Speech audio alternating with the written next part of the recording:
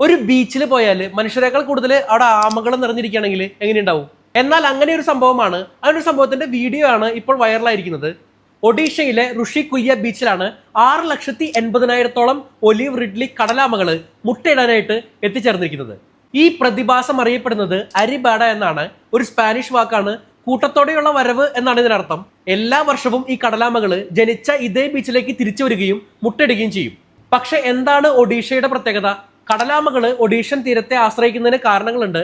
Perfect temperature ആണ്, അനുയോജ്യമായിട്ടുള്ള സുരക്ഷിതമായിട്ടുള്ള environment ആണ് മുട്ടയിടാനായിട്ട്, പിന്നെ സമുദ്രത്തിൽ നിന്നുള്ള ഭക്ഷ്യലഭ്യത, ഇതെല്ലാം ഇമ്പോർട്ടന്റ് ആണ്. ലോകത്തിലെ മറ്റ് നെസ്റ്റിംഗ് സൈറ്റുകളെ അപേക്ഷിച്ച് ഒഡീഷയിലെ ഗഹിർമാത, ഋഷികുല്യ, ദേവി തുടങ്ങിയ നദീമുഖങ്ങളാണ് കടലാമകളുടെ നെസ്റ്റിംഗ് സൈറ്റുകളിൽ വെച്ച് വലിപ്പമുള്ളതും. ഒരു 45-60 ദിവസത്തിനുള്ളിൽ മുട്ട വിരിയുകയും ആയിരക്കണക്കിന് ആമക്കുഞ്ഞുങ്ങൾ കടലിലേക്ക് യാത്ര തുടങ്ങുകയും ചെയ്യും. ഇത്രയധികം മുട്ടകൾ ഉണ്ടെങ്കിലും സർവൈവ് ചെയ്യുന്ന ആമക്കുഞ്ഞുങ്ങളുടെ എണ്ണം വളരെ കുറവായിരിക്കും. എല്ലാ മുട്ടകളും വിരിയില്ല. നായ്ക്കൾ, ഞണ്ടുകൾ, പക്ഷികൾ എന്നിങ്ങനെ ശത്രുക്കളേറെയാണ്. വിരിഞ്ഞിറങ്ങുന്ന ആമക്കുഞ്ഞുങ്ങളും വേട്ടയാടപ്പെടും.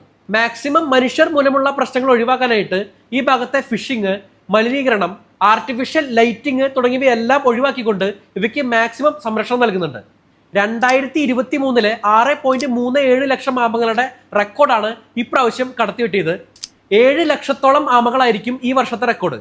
മുയലിന് മുട്ടയിടാൻ പറ്റാത്തത് കൊണ്ട് ഈ റെക്കോർഡും ആമയുടെ പേരിലിരിക്കും.